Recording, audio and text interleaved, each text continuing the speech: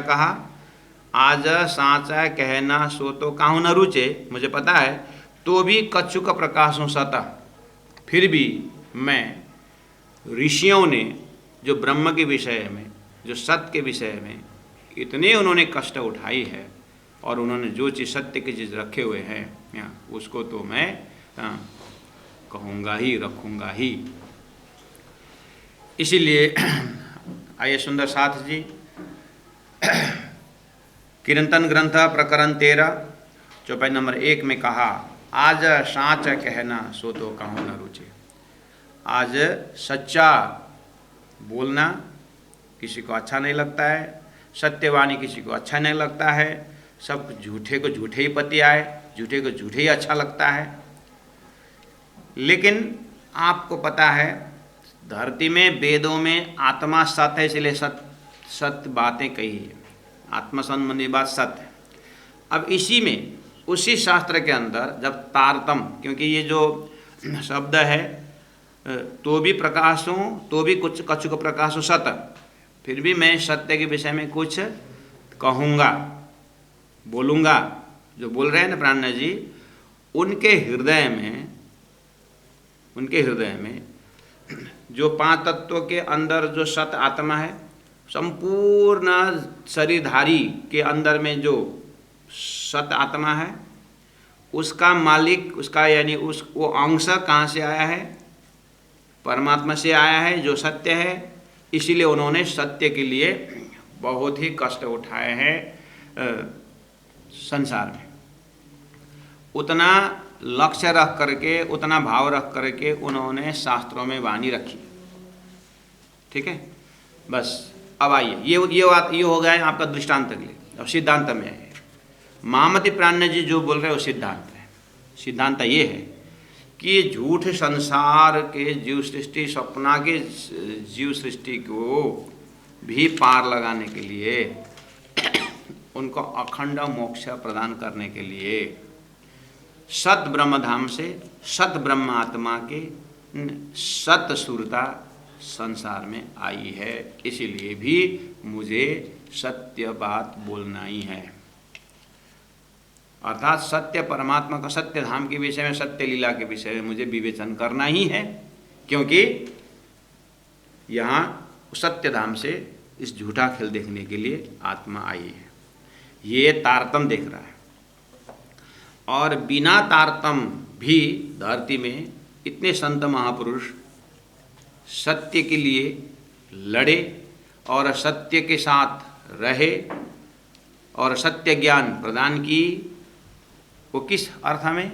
क्योंकि जगत झूठा है, जीव सच्चा है और जीव का मालिक ईश्वर सच्चा है। इसलिए उन्होंने सत्य बात कही, उसको सत्य आदर्श माने। हालांकि वो ना ईश्वर ना मूल प्रकृति तादिनी को आपा भी थी। हालांकि ये कार्य सृष्टि जो है, ईश्वर शब्द भी सृष्टि के अंदर ईश्वर के ईश्वर है, मतलब सृष्टि के ईश्वर है। लेकिन अक्षरातीत परब्रह्म परमात्मा अक्षर ब्रह्म के सामने वो भी स्वप्नवत कार्य ब्रह्म है। लेकिन इस स्वप्न को उत्पत्ति की गई और स्वप्न को संसार बनाया गया उन सत आत्माओं के लिए बनाया है। इसलिए तारतम्य दृष्टि से कहा गया है तो भी कच्छुक प्रकाशों सतः, सत के साथी को सत के बानचु बसी, सत के साथी को। इसीलिए उन्होंने कहा सुंदर साथ जी, इसी के अंदर आप बिल्कुल 2 ज्ञान का दर्जा देखते जाना। इसी शब्द को सत्य के साथी को सत्य के बाना चुबसी करके आपको कबीर जी के शब्द भी मिलेगा, सूरदास जी के शब्द भी मिलेगा, तुलसीदास जी के शब्द भी मिलेगा और वेदों में भी ये चीज़ को मिलेगा।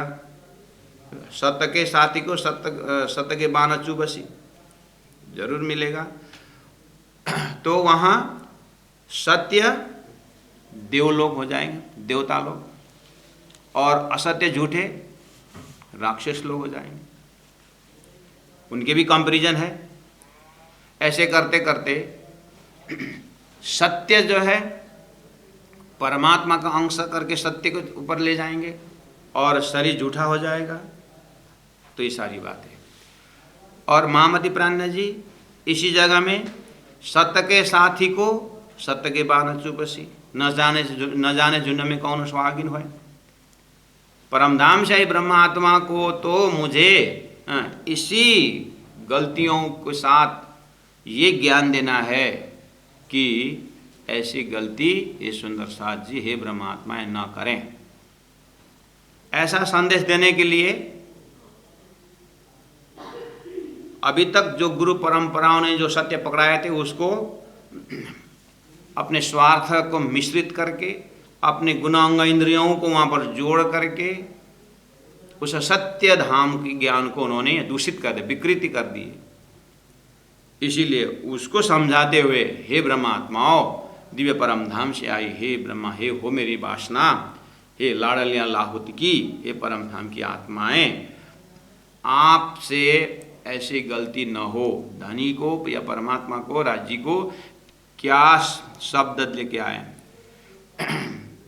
क्या आपने क्या वचन दे के आए हैं, उस सत्य वचन को याद करो करके इसी के अंदर प्राज्ञ जी का अंदर भाव, जैसे आपको उदाहरण दिया था ना मैंने कि उस जादू वाला ने जो कबूतर बनाया तो वो कबूतर में आप भी थे और ऊपर कबूतर देखने में आप भी थे, और एक कबूतर जादू वाला भी नहीं आया था तब भी एक कबूतर था, और बाद में जादू वाला ने बहुत सारे कबूतर बना करके हॉल में पूरा भर गया।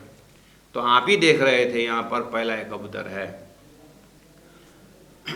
तो कबूतर यहीं मिक्सअप है, लेकिन अब पहचान ही नहीं बन रहा है। सब गुड़ गुड़ गुड़ आवाज़ दे रहे हैं, सब पंख से उड़ रहे हैं, सबकी चोंच बराबर है। अब कंफ्यूज हो गए आप कि वो अलग, लेकिन सत्य है, एक सत्य कबूतर है, ओरिजिनल है, लेकिन मिक्सअप हो गया। बस ऐसे ही तारतम इस संसार स्वप्नवत ब्रह्मांड के अंदर स्वप्नवत चेतना के बीच में परमधाम से आई सत्य आत्मा है। वो सत्य कबूतर जैसा, ओरिजिनल कबूतर जैसा सत्य धाम से सत्य आत्मा है। इसलिए सत्य के साथी को सत्य की बाण चुभसी, ये सत्य उनके हृदय में गड़ेगा जो मैं निर्णय दे रहा हूँ, विवेचन कर रहा हूँ, क्योंकि इसी के अंदर आएगा सुंदर साथ जी। अब यहाँ पर रास का त्रिधा भेद, रास अखंड की बात, अखंड धाम से अखंड रास लीला के बाद इसी प्रकरण में आएगा। इसीलिए ये बिल्कुल अब वल्लभ संप्रदाय के साथ में लेते हुए, भागवत का सार लेते हुए, ये जो 20 चौपाई का प्रकरण है सुंदर साथी जी, इसमें इस तरह से बहुत गहरी बात कहने जा रहे, जो परमधाम से ब्रह्मात्मा को तो एक बार ऐसा चुभेगा इस चीज़ को, जैसे कि आप सपना देखते समय उस सपना के बैल का जो सींग है वो सपना के शरीर में अगर चुभ गया तो हम क्या कर, हमें क्या हो जाता है, हम बिस्तरा में जग जाते हैं। ऐसे ही ये वाणी, ये जो आगे आने वाला प्रसंग जो है चुभसी, यानी परमधाम से ब्रह्मात्मा को, अरे अखंड रास में हम इस तरह से अखंड, इस तरह से मैं परमधाम में देख कर बैठे बैठे संसार देख रहा हूँ, इस तरह से वो जगने वाला प्रसंग है ये। इसीलिए शास्त्रों के अंदर में सत्य ढूंढने वालों को भी अच्छा लगेगा और परमधाम से ब्रह्मात्माओं को तो अच्छा लगेगा ही। इसीलिए प्राज्ञ जी की प्रस्तुति में स्क्रीन के अंदर आप दोनों स्वरूप देखना होगा, दोनों प्रकार के संबोधन, मतलब उस झूठे कबूतर को भी संबोधन कर सकते हैं कि तुम कहाँ से उत्पन्न है, जादू वाला को देखो, और सच्चा जो कबूतर है उसको भी बोल सकते हैं तुम ये कबूतर से अलग हो। जब ये कबूतर का जो सृष्टिकर्ता जो जादू वाला वो आए नहीं थे इस हॉल में, फिर भी तुम थे, तो ओरिजिनल कबूतर को भी ये ज्ञान देना होगा, और झूठे को भी, झूठे कबूतर सपनावत कबूतर को भी, जादू का कबूतर को भी उसका मालिक पहचाना हो। तो आप कैसे संबोधन करोगे, कैसे समझाओगे? ऐसे ही समझ लेना। महामती प्राज्ञ जी के हृदय में तारतम का एक गैलेक्सी के अंदर सारा तदोगत एक्टिंग करने वाले जीव सृष्टि भी है और परमधाम से ब्रह्मात्मा ईश्वरीय आत्मा भी है। इसलिए सत्य के साथी को तो सत्य के बाण चुबसी। अब दुष्ट दुखा से दुर्मत। अब जो सत्य के पथ पर नहीं चल सकते और अपने गुरु ने बताए मार्ग पर चल नहीं सकते, तो उनको तो अब बुरा लगेगा ही। इसलिए आप उस तरफ ध्यान न देते हुए अखंड सुख लागियो। प्रणय जी कहते हैं, एक स्लोगन है, मैं कहने जा रहा हूँ और अखंड सुख लागियो। सुंदर साथ जी अब अखंड सुख की तरफ चले जाए। अखंड सुख, अखंड कहाँ है और अखंड सुख किसे कहते हैं, इसके तरफ हम लग जाए करके अब प्राणा जी आगे प्रसंग जोड़ते हैं। वेदने पुराण शास्त्र सब उपजे, पीछे भारत पर्व 18, दाजन मीटी तीन व्यास की, पीछे उदय भागवत सार। इस तरह संपूर्ण शास्त्रों का सार खींच करके अब प्राणा जी इस प्रसंग में बहुत गहरी बात कहेंगे। सुंदर साथ जी आज 17 जनवरी आज का दिन है और आज श्री कृष्ण प्रामी साधनालय में जो कार्यक्रम आप देख रहे हैं और आज से 12-13 साल पहले ये 2007 फरवरी 10 तारीख को हम जो आपके साथ मैं बोल रहा हूँ, हम 8-10 जने प्रचारक विद्यार्थी हम रायगढ़ आए थे। तो ये रायगढ़ में इस तरह से प्रथम मतलब यहाँ पर आने में एक सूत्रधार बनी है कृष्ण देवी माता जी, कृष्ण देवी अग्रवाल, जो कालिम्पोंग में गुरुजी मंगलदास जी के प्रिय शिष्या रही और वो कालिम्पोंग में ही उनका जन्म और माता पिता का घर, और वहाँ गुरुजी इच्छे मंदिर रहते समय बाजार प्रवेश होते समय एकदम बाजार के मुख्य प्रवेश रोड में ही रास्ता में ही माता जी का जो कृष्ण देवी अग्रवाल का घर, उनके माता पिता का। तो तब से गुरुजी के साथ उस मारवाड़ी समाज की जागनी में कृष्ण देवी अग्रवाल का जो परिवार का गुरुजी के ऊपर बहुत सहयोग रहा। अब वो कृष्ण देवी माता जी जब शादी करके गुरुजी के ही माध्यम से शादी करके रायगढ़ आई, तो रायगढ़ में उस समय में बहुत पुरानी बात है कि रायगढ़ में उस समय में कोई प्रणामी तो थे नहीं, और यहाँ उनके शादी होने के बाद यस 2 बच्चे और 2 लड़के और 2 बेटा और 2 बेटी हुई। और जब मायके जाना हो या गुरुजी के पास जाना हो, कालिम्पोंग ही पड़ता था, तो इससे जाना आना अपने घर में साल 2 साल 3 साल जो भी है। तो गुरुजी से कहा करती थी कि गुरुजी आप प्रणामी समाज या प्रणामी धर्म वाले हर कोई जगह है करके आप कहते थे, रायगढ़ में तो एक भी प्रणामी नहीं है। तो गुरुजी ने कहा एक भी नहीं है, नहीं है, एक भी नहीं है, नहीं है, तो तू प्रणामी नहीं है? हाँ मैं तो हूँ, तो फिर तू जागा नहीं कर। तो ऐसा जोश उन्होंने, गुरुजी का आशीर्वाद ऐसा मिला, तब से आकर के वो कि संसार में रही लेकिन जल कमलवत होकर के। तो इस तरह से अब ये रायगढ़ की जागनी में कृष्ण देवी माता जी का बहुत बड़ा हाथ रहा। और कृष्ण देवी माता जी अब सुंदर साथ को एकदम पॉकेट जागनी की तरह, जितनी हाउस वाइफ जो मारवाड़ी सुंदर साथ मारवाड़ी जो है हाउस वाइफ, उनके घर जाना, भजन गाना और गुरुजी की बातें सुनाना, ऐसे करते करते फिर वार्षिक उत्सव जैसे पद्मावतीपुरी धाम में होता है, वार्षिक उत्सव नौतनपुरी धाम में होता है, तो उनको इकट्ठा करके जो गरीब सुंदर साथ उनको पैसा डाल करके 8 जने 10 जने 15 जने, और कालिम्पोंग में जो भी वार्षिक जो फंक्शन आता है, ऐसे में उन्होंने तीर्थ को दिखा करके उनको जागनी करवाए और वहाँ से ले आए। फिर उन तीर्थों से संतों को बुलाए, श्रीमद् भागवत लगाए, ऐसा कुछ कार्यक्रम करवाए, फिर तारतम दिए। इस तरह से रायगढ़ की जागनी में कृष्ण देवी माता जी का ये जागनी का झंडा उन्होंने फहराया। और धीरे धीरे संत लोग आने लगे। तो अब ये है पुराने इतिहास की बात। और मैं कालिम्पोंग में जब 98 में जब चौपाई मैंने क्लासेस शुरू किया, तो बीच में ये माता जी ऐसे ही 98 में जब मैं वहाँ पर क्लास ले रहा था, प्रशिक्षण केंद्र संचालन कर रहा था, गुरुजी मोहन प्रियाचार्य जी के सानिध्य में, तो ये माता जी जमात को लेकर पहुँचे। एक ही साथ नेपाली में बोली, मलाई पनि नेपाली आउँछ, मतलब मुझे भी नेपाली आती है करके बोली। तो फिर बातों बातों में सारी कहानी उन्होंने बताई। तो मुझे भी पुराने सुंदर साथ गुरु जी के ज़माने के, तो फिर मैंने 2-4 शब्द विद्यार्थियों को संबोधन करने को भी दिया। और पुरानी पुस्तिका अंतर्दृष्टि करके जो गुरु जी की पुस्तक है, तो वो साथ में लेके चलती थी।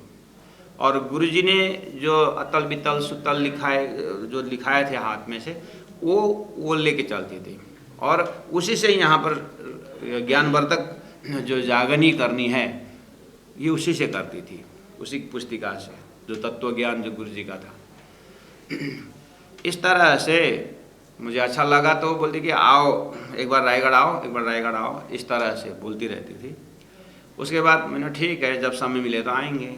ऐसे करते करते फिर मैं इटरी चला गया और फिर सिलीगुड़ी के बैच किया। तो 2005 में जैसे ही कार्यक्रम, जैसे ही मेरा कोर्स करने वाला जो ख़त्म हुआ, तो 2006 में नौतनपुरी में 12,000 पारायण हुआ। तो 12,000 पारायण में माता जी वहाँ गई थी। तो फिर मैं उसने दक्षिण भारत जा रहा था, तो माता जी बोला कब आओगे रायगढ़?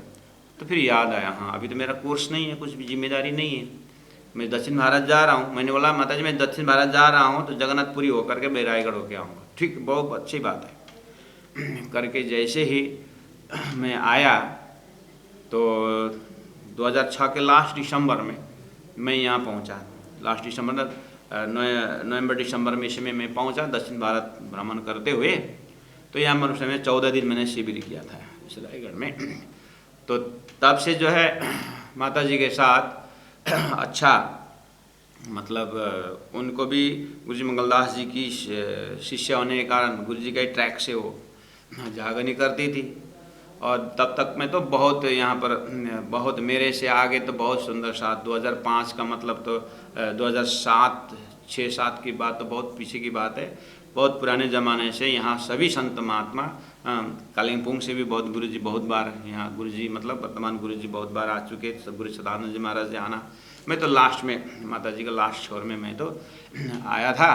बस मेरा इतना है कि टीचिंग फैकल्टी जो है माता जी को अच्छी लगी, तो तब से उन्होंने यहाँ एक ऐसा होना दिल में सोच रही थी होगी। और मुझे भी जो है कि चलो एक परमानेंट सेंटर कहीं हो जाए, दिल में था। तब माता जी ने, मैंने शिविर में कहा कि क्लासेस में कहा कि मंदिरों को तो बहुत दर्शन होता हुए मैं आया, बस एक अब मेरा प्रशिक्षण केंद्र एक परमानेंट ऐसी जगह हो जहाँ पर इसका शुरुआत ही, मतलब नारियल उसको शिलान्यास करते ही ऐसा दिमाग हो कि क्लासेस हो और सारा फैसिलिटी वाला, कि चेयर टेबल वाइट बोर्ड और माइक ये सब हो। इस तरह से मेरे कॉन्सेप्ट मैंने वहाँ बात की। तो रायगढ़ के सुंदर साथ और माता जी के जो परिवार जो बच्चे हैं उनको भी बहुत अच्छा लगा। तो बातों बातों में आज जो हम ज़मीन में जहाँ पर साधारण 1.5 एकड़ ज़मीन है, ये माता जी का अपना नाम का ज़मीन था। तो माता जी ने यहाँ लेके आई और एक नारियल भी यहाँ पर शिलान्यास किए। तो फिर यही मतलब छोटा है, ठीक है, चलता है ऐसे इसी तरह से करते करते यहाँ माता जी भी पूरी तरह व्यवस्था करने लगे। और हम लोग 10 विद्यार्थी यहाँ आए, प्रचारक भी आए, हम जो दीदी लोग, जो प्रचारिका लोग थे वो सत्संग करते थे। हम लोग इसी साधनालय को जो बाउंड्री करना, कंस्ट्रक्शन करना थोड़ा थोड़ा करके शुरू किया सुंदर साथ जी। ये है 2007 फरवरी 10 ऑनवर्ड्स की बात है। आज 2020 चल रहा है। तो 2007 पूरी तरह माता जी ने यहाँ पर मेहनत की और हम साथ साथ में रहे और लोगों के पास सत्संग में ले जाना, लोगों से पहचान कराना, गांव से भी सुंदर सा मतलब भक्तजन जुड़े उसी हिसाब से। तो 2008 भी पूरा चला। बस 2009 जैसे शुरू हुआ, 2009 का 1 जनवरी धूमधाम से मनाया गया। उसके बाद 17 जनवरी जैसे आया, 2009 का 17 जनवरी जैसे आया आज का दिन, तो माता जी परम धाम गमन हो गई। बोलो श्री प्राणनाथ प्यारे की जय। संध्या के समय में जैसे ही 7 साढ़े 7 के समय में मुझे थोड़ा अनइजीनेस फीलिंग हो रहा है, मुझे थोड़ा डॉक्टर के पास ले जा। तो परिवार में लड़के लोग भी शायद टूर में कहीं गए थे, तो बहू ने लेके गई, बड़ी बहू ने। और जैसे डॉक्टर के पास गए तो एकदम आवाज़ चेंज हो गया। ऐसे करते करते 9 पौने 9 के समय में उनका धाम गमन हुआ सुंदर साथ जी। इसीलिए आज का दिन साधनालय परिवार के लिए एक श्रद्धांजलि दिवस है। तो आज अखंड पारायण तो चल ही रहा है, आप जानते हैं, और अखंड जाप, अखंड मेहर सागर तो चल ही रहा है।